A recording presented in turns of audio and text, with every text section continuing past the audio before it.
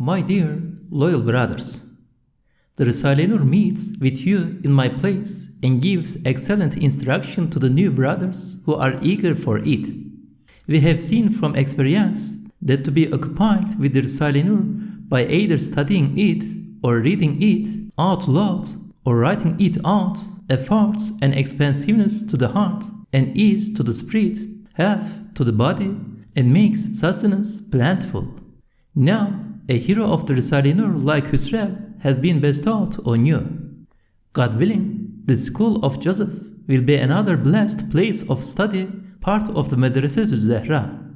Up to now, I had not shown Husrev to the worldly and I was hiding him. But the published collections have shown him up completely to the politicians and nothing secret has remained. I have therefore described 2 or 3 of his tasks to my select brothers. But now, before us, among those who will listen to the truth are 2 awesomely obdurate people.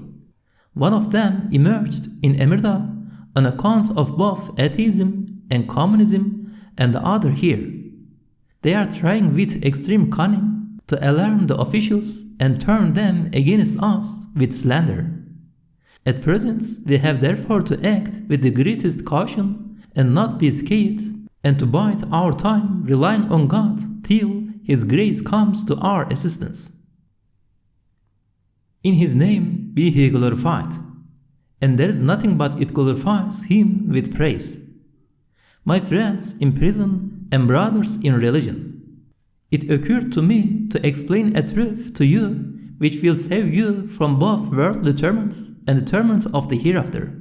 It is as follows. For example, a person killed someone's brother or one of his relatives. A murder which yields 1 minute's pleasure of revenge causes millions of minutes of both distress for the heart and the anguish of prison. And the fear of revenge by the murdered man's relatives and anxiety of finding himself face to face with his enemy drives away all his pleasure in life. He suffers the torment of both fear and anger. There is only one solution for this, and that is reconciliation, which the Qur'an commands, and truth, reality, benefit, humanity, and Islam require and encourage. Certainly, in reality, what is required is peace, because the appointed hour is set, it does not change. Since his appointed hour had come, in any event the murdered man would have stayed no longer. As for the murderer, he was the means of God's decree being carried out. So long as there is no reconciliation, both sides perpetually suffer the torments of fear and revenge. It is because of this that Islam commands that one believer should not be vexed with another believer for more than 3 days. If the murder was not the result of a vindictive grudge, an enmity, and a two-faced troublemaker instigated the discord, it is essential to make peace quickly. Otherwise, the minor disaster becomes a large one and continues. If they make peace and the murderer repents and prays continuously for the man he killed, then both sides will gain much and become like brothers. In place of one departed brother, he will gain several religious brothers. He will be resigned to divine decree and determining and forgive his enemy, especially since they heed the lessons of the Risale-i Nur, both individual and public peace and well-being, and the brotherhood that there is in the sphere of the Risale-i Nur require that they put aside all the hard feelings that exist between them. It was thus in Denizli prison, all the prisoners who were enemies became brothers through the lessons of the Risale-i Nur. It was one reason for our acquittal and caused even the irreligious and ungodly to say about those prisoners, MashaAllah, Barakallah. Also, it was an utter relief for those prisoners. I, myself, have seen here 100 men suffer inconvenience on account of one man and not go out to take exercise together. It is operation towards them. A manly believer of sound conscience will not cause hundreds of other believers harm because of some petty error or benefit. If he makes a mistake and does cause harm, he should repent immediately. In his name be he glorified. My dear loyal brothers, I congratulate both the Risale-i Nur and you all and myself and give you the good news of Hüsrev, Hıfzı, and Bartınlı Sayyid. Those who went on the Hajj this year learned that prominent scholars in Mecca were translating the main collections of the Risale-i Nur into both Arabic and Hindustani and were trying to have them published. They had also found such favor in Medina that they had been placed on the blessed tomb of the Prophet, upon whom be blessings and peace, in the Ravza-i Mutahhara. Haji Sayyid saw with his own eyes the staff of Moses, Asai Musa, on the Prophet's tomb. That means it has been found acceptable by the Prophet, upon whom be blessings and peace, and was met with pleasure by him, upon whom be blessings and peace. As we told the people who were going from here to make the Hajj, we had made the intention and the Risale-i Nur was going to visit those blessed places in our stead. Endless thanks be to God, one of the many benefits of the Risale-i Nur heroes publishing those collections after having corrected them is that they saved me both from the task of correcting them myself and from that anxiety. So too, since those copies will form the source for others written out by hand, they have become like hundreds of correctors. May the most merciful of the merciful have written in the records of their good works 1,000 merits for each letter of those collections. Amin, Amin, Amin. An auspicious dream which turned out to be true. Ali, who assists me, came to me and said, I had a dream in which you and Hüsrev kissed the hand of the Prophet Muhammad, upon whom be blessings and peace. Then I received the letter telling me that the Hajis had seen the staff of Moses collection which had been written out by Hüsrev on the Prophet's, upon whom be blessings and peace, tomb. This is to say, in effect the staff of Moses kissed the Prophet's, upon whom be blessings and peace, hands in my place by means of Hüsrev's pen and was found acceptable by the Prophet, upon whom be blessings and peace. In his name be he glorified. My dear, loyal brothers and companions in prison, firstly, do not worry that we have not been able to meet in person. We are constantly together in spirit. Whichever of the treatises of the Risale-i Nur you are able to get hold of and read, and which you listen to, you will see me within it, but as a servant of the Qur'an instead of my insignificant person, and you may converse with me. For my part, I meet with you in imagination, in all my prayers, and in what you have written, and it is as though we are all the time together in some sphere of existence. Secondly, we say this to the new students of the Risale-i Nur in this new school of Joseph, as indicated by the Qur'an, and as even the committee of experts had to admit, the faithful Risale-i Nur students will enter their graves in a state of belief. And through the effulgence, its collective personality, each student receives a share of the spiritual gains and supplications of all his brothers according to his degree. It is as though each seeks divine forgiveness and worships with thousands of tongues. These two prophets and results reduce to nothing all the difficulties and hardships of this extraordinary time. The two high prophets are given their faithful customers at a very lost cost. Said Nursi. In his name be he glorified. My dear, loyal brothers, the Afyon defenses contain important truths concerning both ourselves and the Risale-i Nur and this country and the Islamic world. It is probably necessary to prepare 5 to 10 copies of them in the new letters so they may be sent to the departments of government in Ankara. Whether they release us or punish us is of no importance. Our task now is to inform both the government and the courts and the nation of the truths the defenses contain. Perhaps that was one reason divine determining sent us to this place of study. They should be written out by typewriter as quickly as possible. Even if they were to release us today, we would still be obliged to send them to Ankara. Don't be deceived and put it off enough now. Let this be our last defense in the face of the extreme oppression and unprecedented terms we have suffered 3 times in 15 years for the same matter on trumped-up charges. Since in the previous courts they legally gave us a typewriter so that we could defend ourselves, they can cite no law for depriving us of the right here. If you find no solution officially, our lawyer should write out 5 copies outside on a typewriter, but he should pay great attention to their containing no mistakes. Said Nursi. In his name be he glorified. My loyal new brothers and old prisoners, I have formed the firm conclusion that, in respect of divine favor, you are an important cause in our entering here.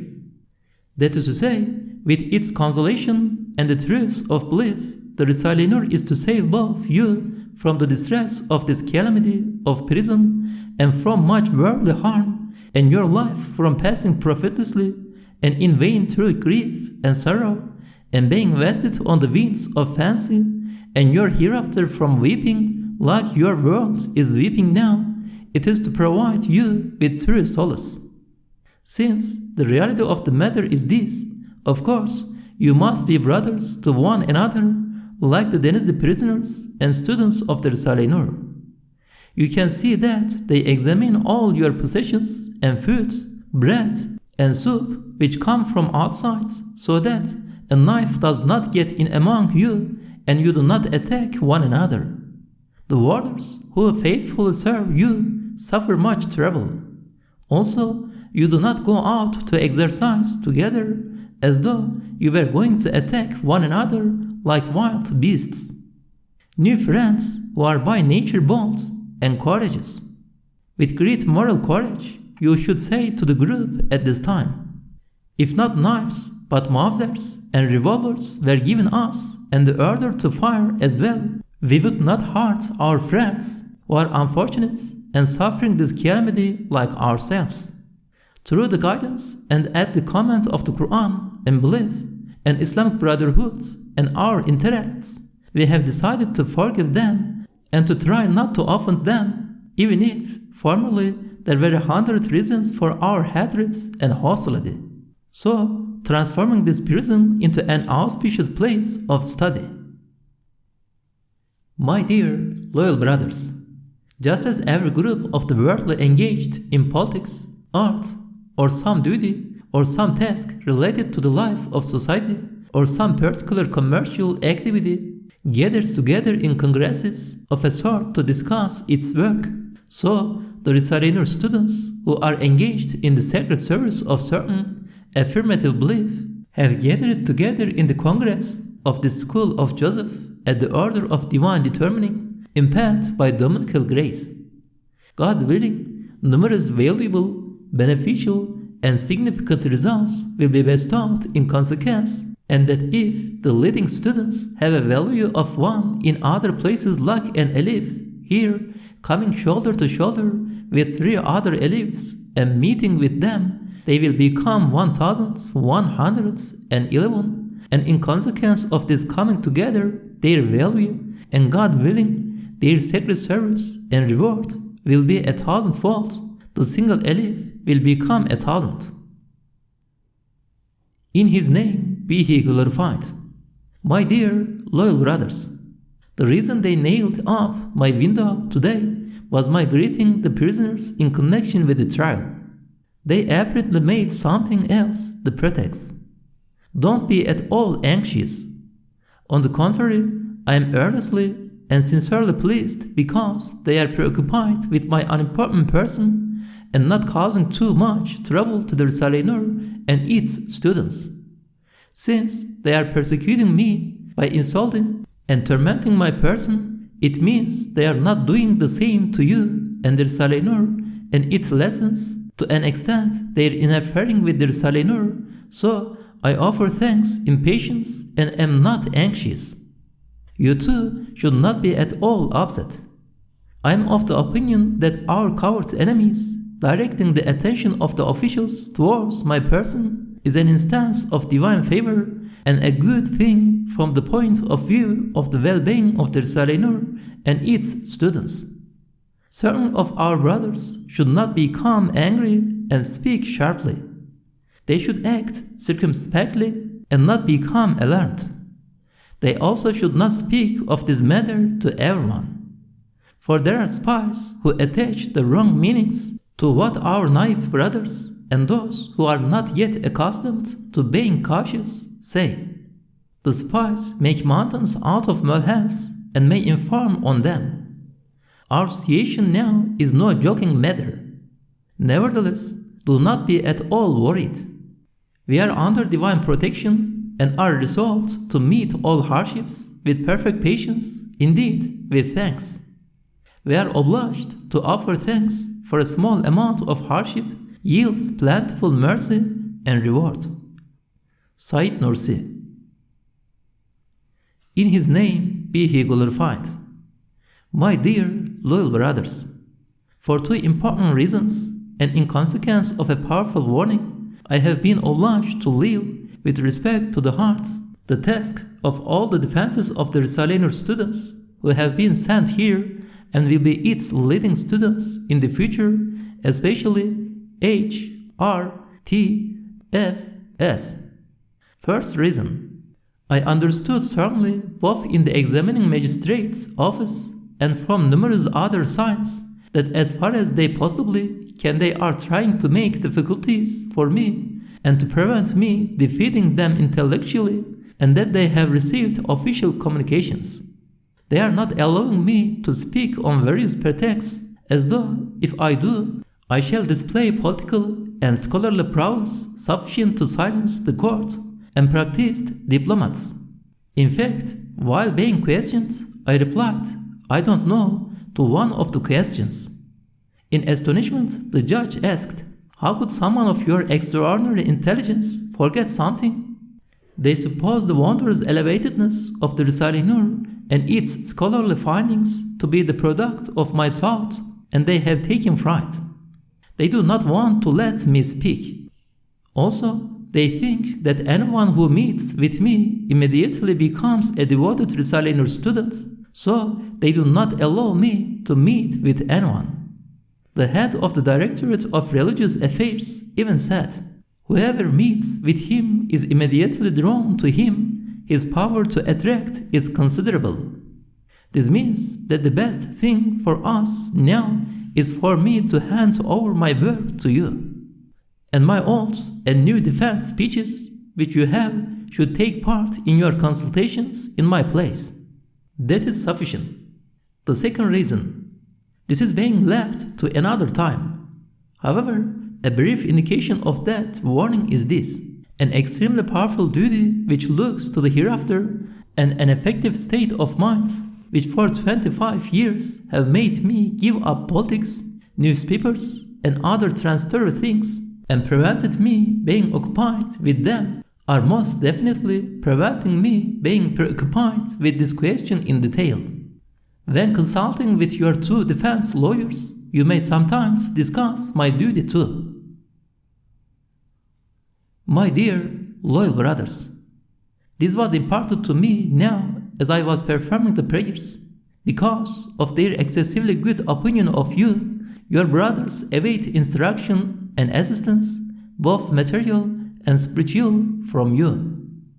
Just as in worldly affairs you have handed things over to the select students, leaving these matters to the leading students to confer over, and you were right to do so, so you too have appointed the Risale-i Nur and the collective personality of its students to perform your scholarly work related to belief, the Qur'an, and the hereafter. The collective personality of those purely sincere select students performs that duty of yours much more completely than you, in addition to the duties of its members. They always have done so up to now. For instance, someone who meets with you and receives brief, minor instruction and a little advice may receive from a single part of the Risale-i Nur instruction 100 times greater.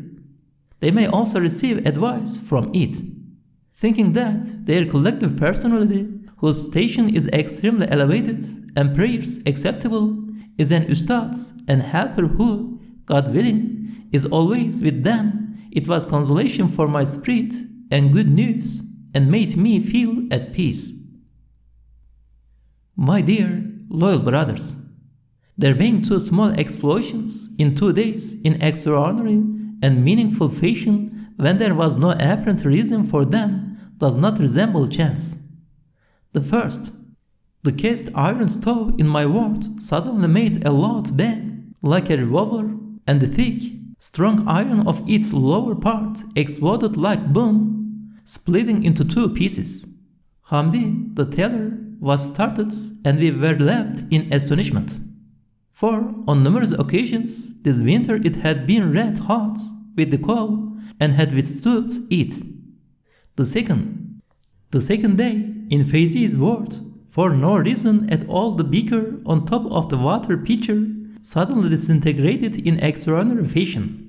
It occurred to me that the terrible bombs prepared against us in Ankara caused our defense speeches, which had been sent to 6 departments of government there, to explode without causing us harm, God willing, and the angry stove which had been lit against us split into 2 without harming us.